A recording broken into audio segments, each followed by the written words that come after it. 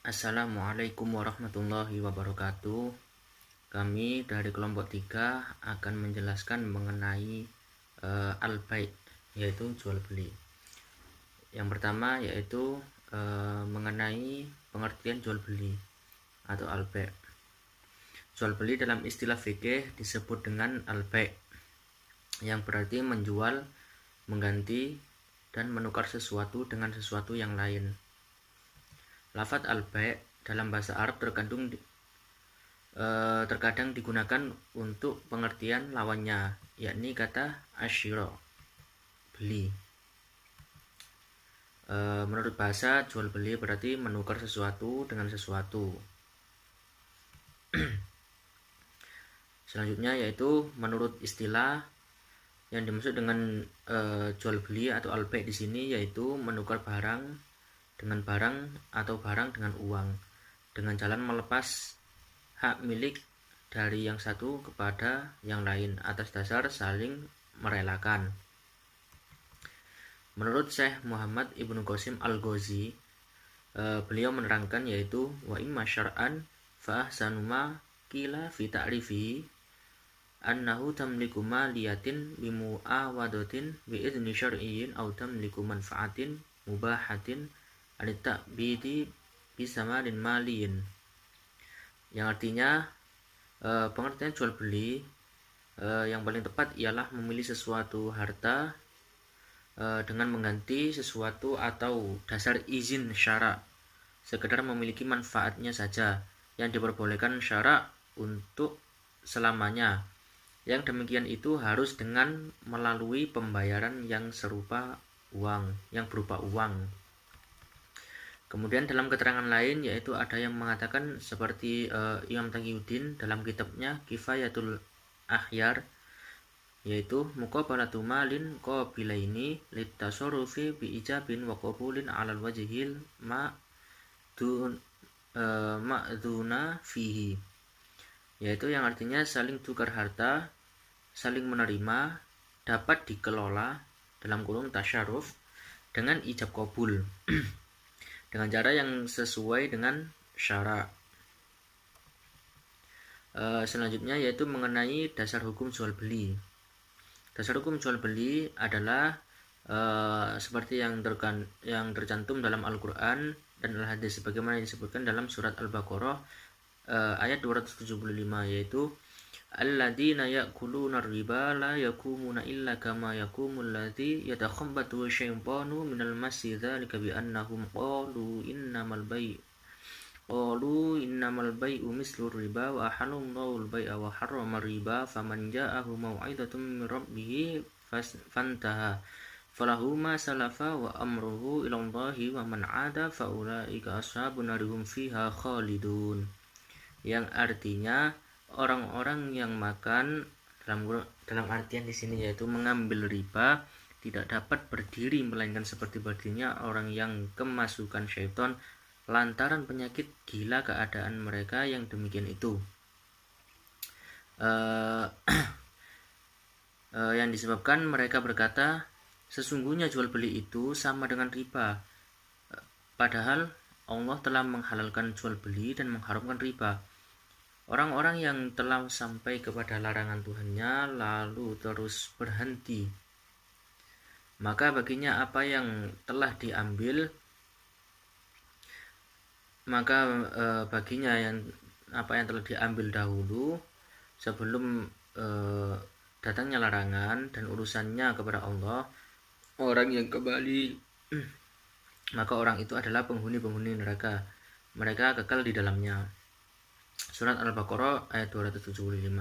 Berdasarkan ayat tersebut dapat kita pahami bahwa Allah telah menghalalkan jual beli kepada hamba-hambanya dengan baik dan melarang praktek jual beli yang mengandung riba. Allah mengharamkan umat Islam memakan harta sesama dengan jalan batil, misalnya dengan cara mencuri, korupsi, menipu, merampok, memeras, dan dengan jalan lain yang tidak dibenarkan Allah, kecuali dengan jalan perniagaan atau jual beli dengan didasari atas dasar suka sama suka dan saling menguntungkan.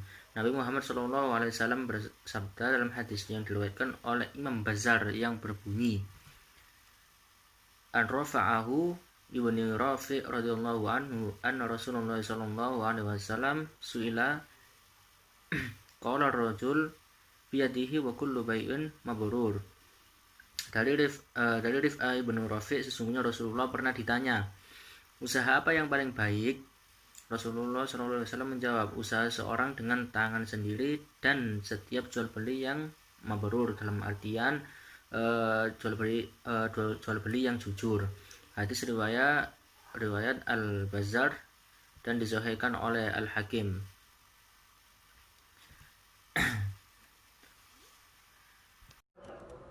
Pembahasan yang selanjutnya yakni mengenai rukun dan syarat dalam jual beli. Nah, apa saja sih yang menjadikan rukun di dalam jual beli ini dan apa saja syarat-syarat yang menjadikan jual beli itu menjadi sah? Nah, yang pertama, rukun yang pertama itu ada bai', ada mushtari, ada penjual, ada pembeli. Yang mana penjual dan pembeli ini nanti memiliki syarat-syarat tertentu. Yang pertama, antara penjual dan pembeli harus saling ridha. Ini berdasarkan dengan firman Allah, ya ayyuhalladzina amanu la ta'kulu amwalakum bil batili illa an takuna tijaratan an taradhim minkum. Nah, yang kedua, antara penjual dan pembeli harus merupakan orang yang mampu. Maksudnya dia balik, dia berakal, dia bisa jual beli. Kemudian dia mampu atau cakap. Nah, yang ketiga, syarat dari bai' dan mushtari yaitu bai' penjual harus memiliki barang yang dijual. Rukun yang kedua yaitu objek jual beli. Objek jual beli berarti ini adalah barang yang diperjualbelikan. Adapun barang yang diperjualbelikan itu memiliki syarat-syarat tertentu. Yang pertama, barang itu berupa barang yang boleh dimanfaatkan, seperti tahu, tempe, celana, baju. Nah, itu kan sesuatu yang memang bisa dimanfaatkan.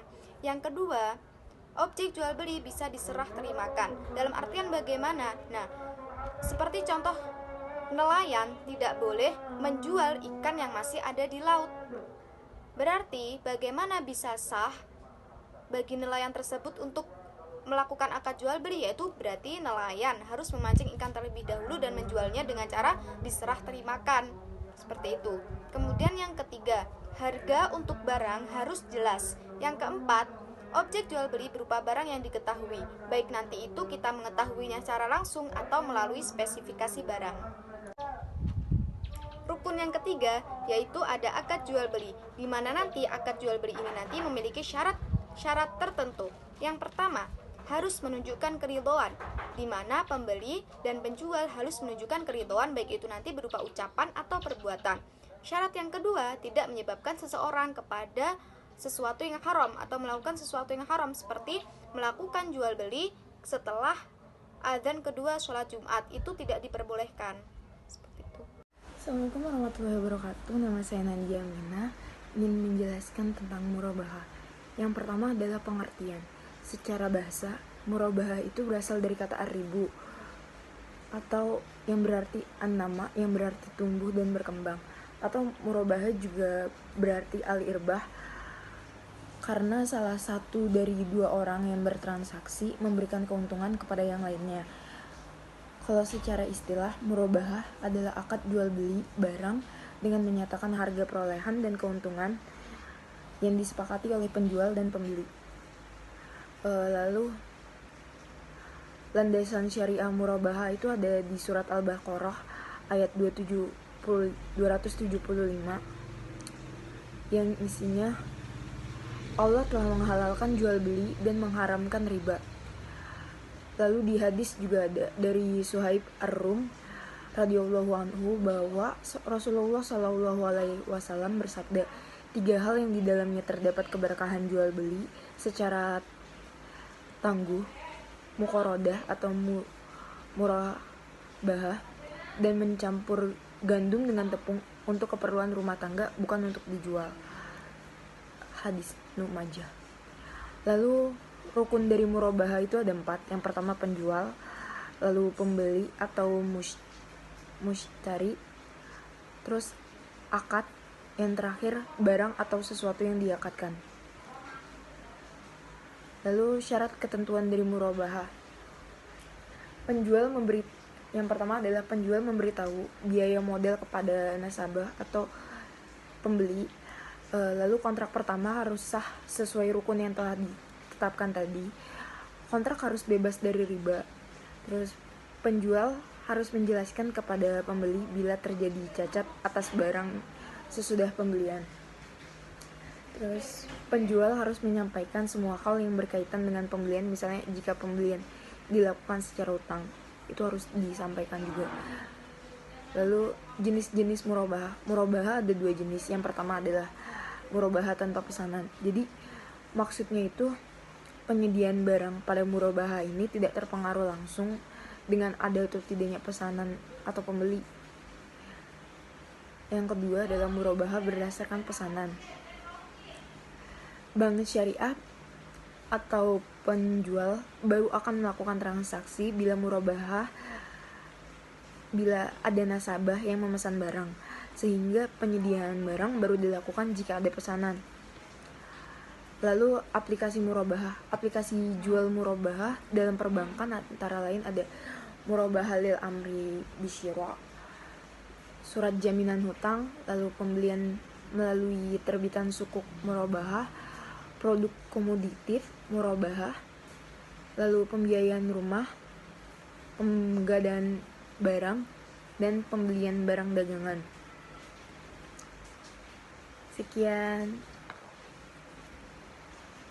Assalamualaikum warahmatullahi wabarakatuh.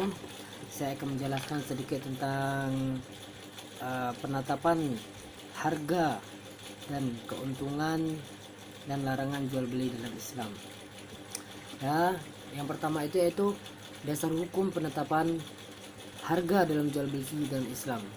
Jadi semua ibadah itu pada dasarnya itu akan menjadi haram jika tidak ada dalil yang memerintahkannya. Begitu juga dengan dalam bermuamalah atau bertransaksi, hukumnya halal kecuali ada dalil yang melarangnya. Seperti hal dalil yang berkaitan dengan muamalah berikut sebagai firman Allah, yaitu dalam surah An-Nisa ayat 29 yang artinya, wahai orang-orang yang beriman, janganlah kamu saling memakan harta sama dengan jalan yang batil atau tidak benar, kecuali dengan jalan perdagangan yang berlaku atas suka sama suka di antara kamu. Dan janganlah kamu membunuh dirimu, sesungguhnya Allah Maha Penyayang kepadamu. Jadi ulama fikih sepakat menyatakan bahwa ketentuan penetapan harga ini tidak dijumpai dalam Al-Quran. Akan tetapi di dalam hadis ada beberapa riwayat itu yang logikanya dapat menginterpretasikan bahwa penetapan harga itu diperbolehkan dalam kondisi tertentu. Lalu di sini ada yaitu konsep penetapan harga dalam Islam. Ada berbagai macam konsep. Konsep yang pertama yaitu penetapan harga Ibnu Khaldun. Ibnu Khaldun ini membagi jenis barang menjadi 2 jenis, yaitu barang kebutuhan pokok dan barang pelengkap. Menurutnya, bila suatu kota berkembang dan selanjutnya populasinya bertambah banyak, yang dimaksud di sini yaitu kota besar, maka pengadaan barang-barang kebutuhan pokok akan mendapat prioritas pengadaan. Akibatnya penawaran meningkat dan ini berarti turunnya harga. Ibnu Khaldun juga menjelaskan tentang mekanisme penawaran dan permintaan dalam menentukan harga keseimbangannya. Jadi secara rinci ini menjabarkan pengaruh persaingan di antara konsumen untuk mendapatkan barang pada sisi permintaan. Jadi bagi Ibnu Khaldun, harga adalah hasil dari hukum permintaan dan penawaran. Pengecualian satu-satunya dari hukum ini adalah harga emas dan perak yang merupakan standar moneter. Semua barang-barang lain terkena fluktuasi harga yang tergantung pada pasar. Jika suatu barang langka dan banyak diminta, maka harganya tinggi. Jika suatu barang berlimpah, maka harganya akan rendah. Lalu yang kedua itu yaitu konsep penetapan harga, yaitu dari Abu Yusuf. Pembentukan harga menurut Abu Yusuf ini menyatakan tidak ada batasan tertentu tentang murah dan mahal yang dapat dipastikan. Jadi hal tersebut ada batasan yang mengaturnya. Prinsip-prinsip tidak bisa diketahui murah dan bukan karena melimpahnya makanan. Demikian juga mahal tidak disebabkan oleh kelangkaan makanan. Lalu konsep yang ketiga itu yaitu penetapan harga dari Al-Ghazali. Al-Ghazali pernah berbicara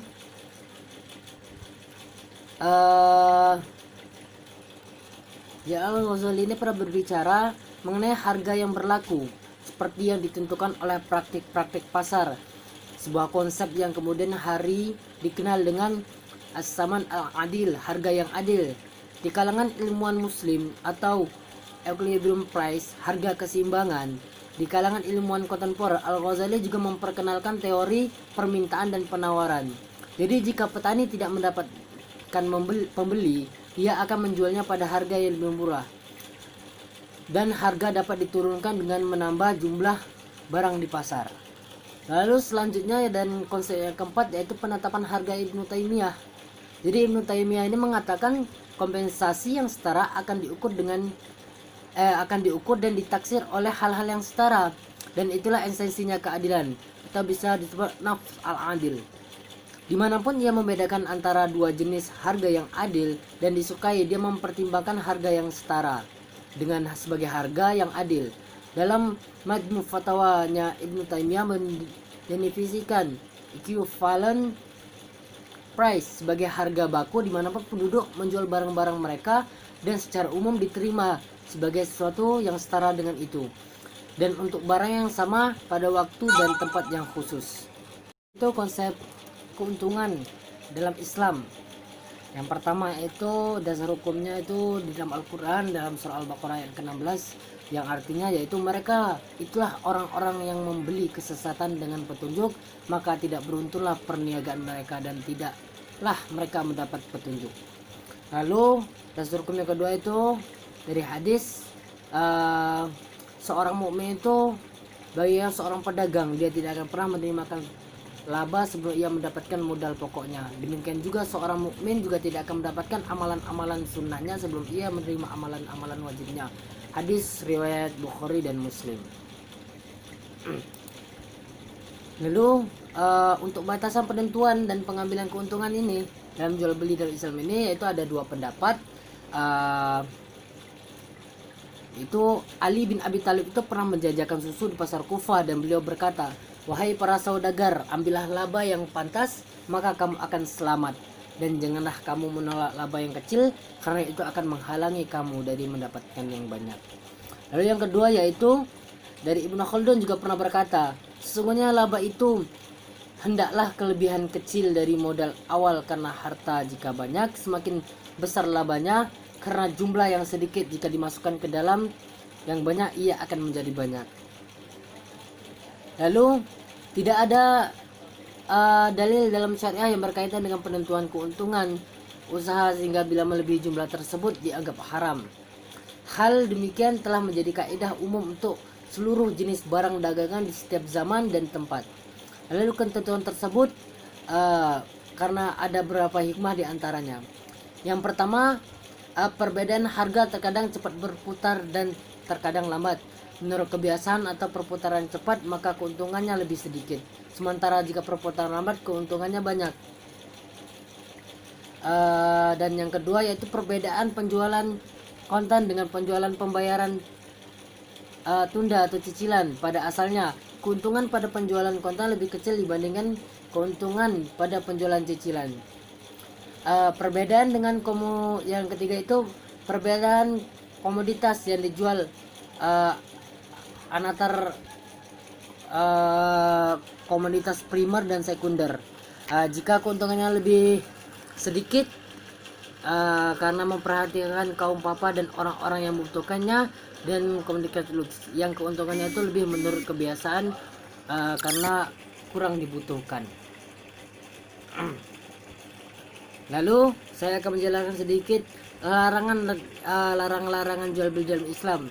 Yang pertama yaitu larangan jual beli yang bikin lalai atas ibadah kepada Allah. Dan yang kedua yaitu menjual barang-barang yang diharamkan. Lalu yang ketiga menjual barang yang memanfaatkan untuk sesuatu yang haram. Lalu selanjutnya menjual barang yang tidak ia miliki. Lanjut jual beli inah, lalu jual beli najasi, dan yang terakhir jual beli atas akad orang lain. Terima kasih.